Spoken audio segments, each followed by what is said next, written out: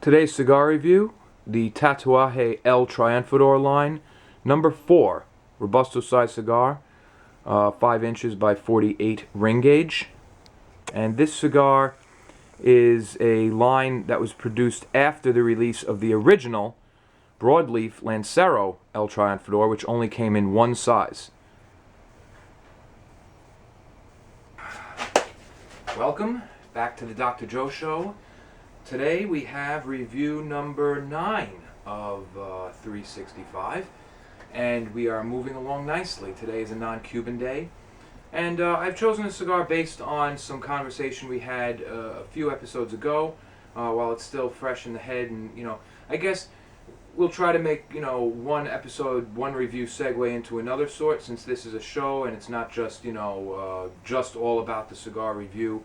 It's not just, oh, here's the first third, oh, here's the second third. I think that's a little overdone and boring these days, don't you? I mean, holy shit, there must be 800 cigar reviewers out there. You got, all types of people want to do cigar reviews, from your day one amateur all the way up to, guys at Cigar Aficionado who've been doing it for a living for a lifetime. And each one is special in its own way, A lot of people, I guess, could look at this show and say, well, here you have, here you have a guy, it's not really professional type cigar reviewer, but in a way, okay, he has some experience, working in the cigar field and everything, and he's been, smoking and collecting and doing everything with cigars for shit. I don't know, I think I've been 10 or about 12 years, and then 5 at a shop, which I gained more experience there than I would have if I put another 12 years on top of the 12 years without working there. I'm telling you, if anybody loves cigars, if you're out there and you love cigars, and your lifestyle won't be affected that badly by switching jobs or getting a job, whatever, working at a cigar shop, you will fucking love it, man. You will love it. There's nothing like it. There's nothing like being a cigar lover and working at it. I miss it so much, man. I'll never shut up about it, so don't even ask me. But anyway, my reviews are a little different, of course, because we also include a lot of extra information and things about what's going on and what has been going on and what's this and everything about the cigar industry. I mean, there's no such thing as a question that is stupid or is unanswerable, and no such thing as something that we can't discuss. And it's also different because I am not affiliated with or bound by any cigar brand or maker or blender or company, and while I have my favorites and I have my peeves, I do not receive free cigars to review. I do not receive humidors in the mail. I do not, talk to, say, anybody, like, say General Cigar calls me up and says, hey, we got a new cigar coming out. We like your show. We'd love you to review it. Here's the thing. What if the cigar is terrible? Of course, they're not going to give you free cigars and allow you to say, this cigar is absolutely fucking awful, don't smoke it, don't buy it, whatever you do, stay 5 feet away from it if you're in a humidor. So that's my take on the thing. There's a lot of bias out there. You have magazines that won't rate a cigar under 80. You have people who tell you they're giving you true ratings, yet, they're saying, yesterday I received a batch of these from blah, blah, blah for free at no charge. It was very nice of them. Thank you very much. And now we're going to review the cigar. Come on, man. What are you going to... The worst thing you'll ever say about it is something like, there was a tiny bit of a taste that I can't put my finger on, and it was a little off. But other than that, the cigar was absolutely fantastic. Whatever. I'd rather... I'd love to receive free cigars, but I'd rather stay honest and be true to the review. And be true to the people who are watching me, and they know, okay, this guy, seems to know his shit, and he seems to have a halfway decent palate, and, that's what I aim for. That's why, and I hope I get more viewers over time who realize that, wow, these cigar reviews, and while, you may love a cigar that I don't like. You may not like a cigar that I love. Everybody's different. That's the thing, but there is a line between, there's, what is relative to the smoker, and then there is what is, the line between a good cigar and a fucking bad cigar. Nobody likes a bitter taste in their mouth. That's not good. So that's that. And with that being said, we're going to move into our next review. Today is the Tatuaje El Triunfador line by Pete Johnson, and we're doing that because in our little Cabaguan episode we did a few videos ago, we talked about the Triunfador, and I don't exactly know what the topic was, but we talked about how similar. Oh, that's what it was. How Cuban-esque. To me, Tatuaje is the most Cuban-style brand on the domestic market. Period. Period. I mean, he does. It's so great. It really is. It's like it really is an homage to the old tradition. That's what I love. It's not copycat shit. It's more of like, this shit is the way it should be done, and that's the way I'm gonna do it.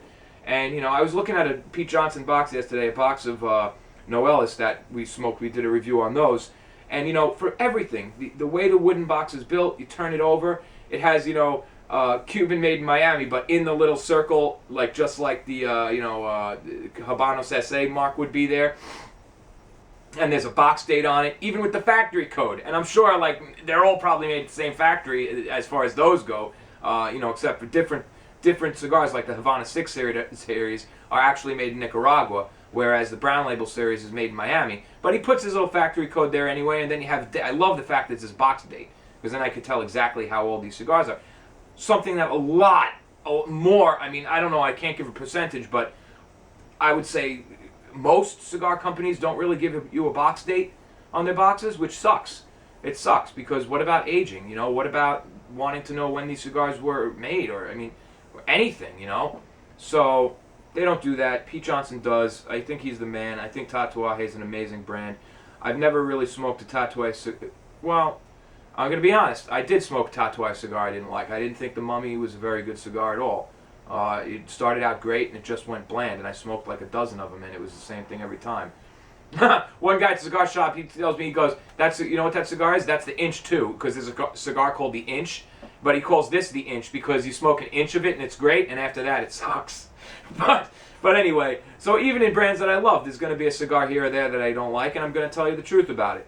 But today we're reviewing the El Triunfador. With me I have a number 4. It's a robusto size cigar, 5 inches by 48, excuse me.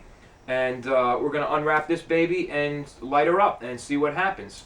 I got some food waiting upstairs for me, and it's getting cold, but I said, you know what, I got to do this first. If I eat, it's Chinese food, by the way. If you eat Chinese food, and I love soy sauce, and it's sweet and sour, my palate will be completely shot. I might as well smoke a sock. There's no point. So I got to do this first. Otherwise, I won't be able to keep up my challenge. So guys, thanks for listening. And, please comment, email, everything. I want to get conversations going. I want to start this being like, everybody get the guys so far who are participating. They're great people. And you guys should all get to know each other, form a little bit of a thing. I would like to call it like the real deal as far as cigar reviews go. You don't come here every day and see, oh wow, another 83 fucking cigar. Oh wow, Come on, man. All right, let's get to it.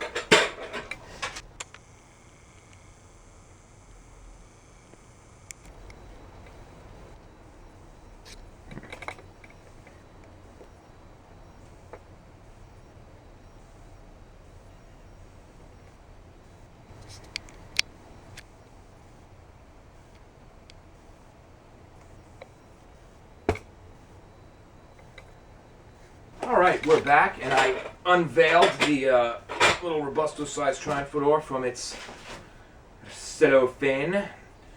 Nice band. Very old-school Cuban-esque style band. Very old school. I mean, it reminds me of like an old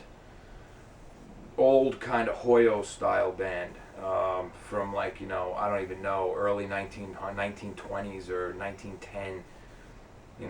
Anyway, this cigar, why don't we light it up right now and then talk a little bit about it, because I don't want my food to just fucking freeze. Not that I'm going to rush this at all. Every puff will be savored and smoked. I'm going to give my cigar a little straight cut. By the way, very nice, thick, leathery type wrapper. A little toothy, very oily. It has a very chocolatey, barnyard type smell, Oh, especially on the foot, which I like. The wrapper is very chocolatey smelling, And the foot is extremely, it smells like a barnyard in there. It really does, man. It smells like kind of like, you know, that dirty hay smell. Good, good stuff. Promises to come. Very chocolatey wrapper. This is an Ecuadorian Habano wrapper with Nicaraguan binder and filler. And which brings me to the fact that, you know what, there have been a lot of questions about wrappers and tobacco terms. We're going to talk a little bit about that. And I'm going to show you the original El Triunfador, which you can still get. It's pretty small batch. I don't know exactly how many he releases. I've been to a couple of cigar shops in the city over the last week or so, and none of them carry it anymore. Some carry this. I did not buy this. This came from my own personal stash, so very chocolatey. Wow. Hey Nick, maybe we're about to find a cigar you were looking for. Well, very chocolatey pre-draw. I mean, it's almost, I'm getting like a Hershey's really chocolatey pre-draw. A little nutty from the filler, a little tiny touch of salt, a little nutty in the filler. Very chocolatey tone in the back of the palate. Mostly in the nasal areas happening, like just, you know, not a sweet flavor, but amazing chocolatey aroma and type. Yeah, very chocolatey. We'll see how that pans out when it's lit.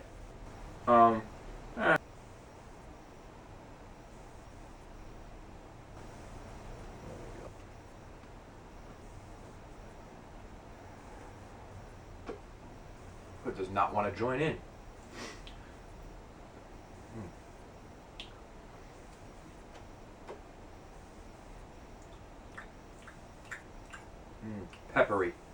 Peppery, woody, dark chocolatey taste in the back of the palate, and subtle, but nice. It's there, and it's definitely not like coffee. It's dark chocolate because it's on the sweeter side of the spectrum.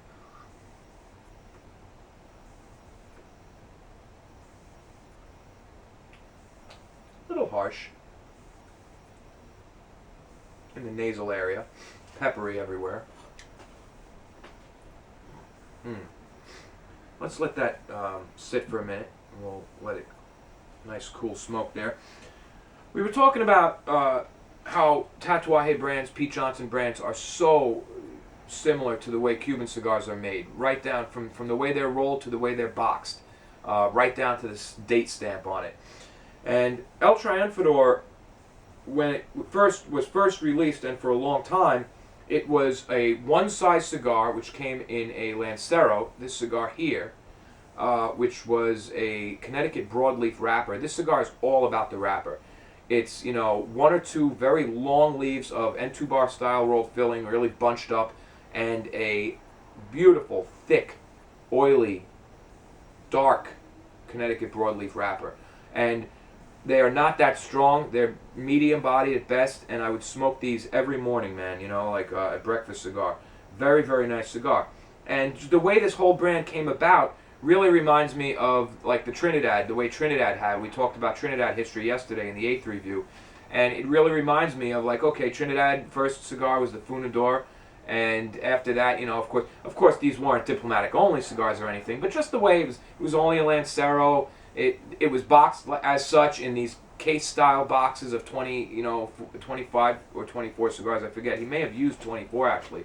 I should look that up. These are in boxes of 25. And